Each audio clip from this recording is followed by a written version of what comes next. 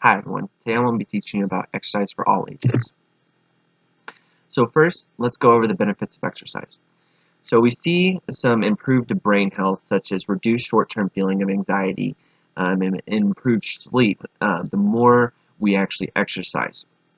We will also see weight management because as we are exercising we're expending more calories, so therefore if we're eating pretty much the same amount we're actually expending more, so then we can actually start to either maintain our current weight or even potentially decrease our weight. We also see a reduced health risk such as decreased risk of cardiovascular disease and decreased risk of type 2 diabetes. And then we also have an improved activity of daily living, such as strengthening your bones and muscles and then decreasing your risk of falls. So I found this little diagram on the CDC that went over the health benefits of physical activity for adults. I really liked because it had the immediate effects and it also had the long-term effects. So the immediate effect is that with exercise, a single bout of moderate to vigorous physical activity provides immediate benefits for your health, such as the sleep and anxiety, like what I was saying, but it can also help reduce your blood pressure as well. And then the long term, regular physical activity provides important health benefits for chronic disease prevention. So this is where I was talking about the bone strengthening so that we don't have osteoporosis, healthy weight management, and then also lowering your risk for heart disease, for heart health. But it also can provide cancer prevention, and then it will help reduce your risk of falls. So there are a couple different categories for exercise recommendations. The very first one is for preschoolers, which is around 3 to 5 years. The recommendation is, since these little ones are constantly having energy, they want us to basically give them activity every day throughout the day. So this will be such as like riding a tricycle or scooter, which will work their endurance. You can also play catch with them, which will help work their coordination. And there's some games outside you can play, such as tag and hide and seek, which will also work their endurance. And then you have family activities as well, such as like family walks, which will help their general health and weight management. And then you have indoor games that you can do, such as a dance party or pillow walk. Where the pillow walk, you can actually lay pillows on the ground and have your child walk on them, which will help increase their balance and coordination. The next category is children and adolescents, which is around 6 to 17 years.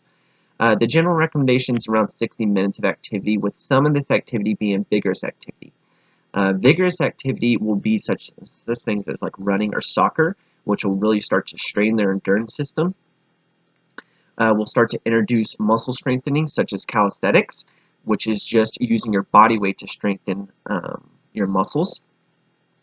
We'll start to introduce sports here, such as like baseball and football and basketball, which will help improve your endurance and coordination.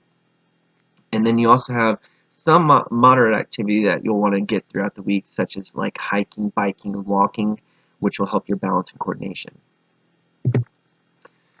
Next, we have adults, which is around 18 to 64 years. The recommendation increases now, where you'll want to get around 150 minutes of moderate activity per week. So this includes such things as like brisk walking and hiking that will improve your balance and coordination.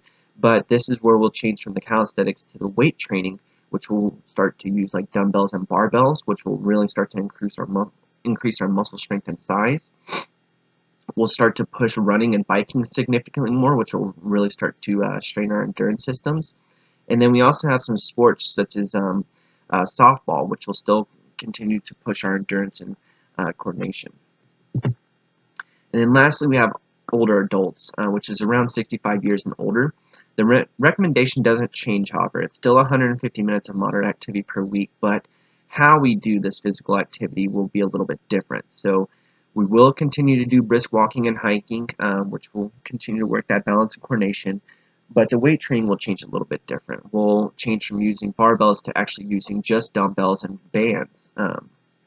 This will teach the muscle to continue to work and keep that size, but we won't be straining it nearly as much, so that way we're not causing as much damage to the muscle tissue and the ligaments and tendons, because as we age, we're not able to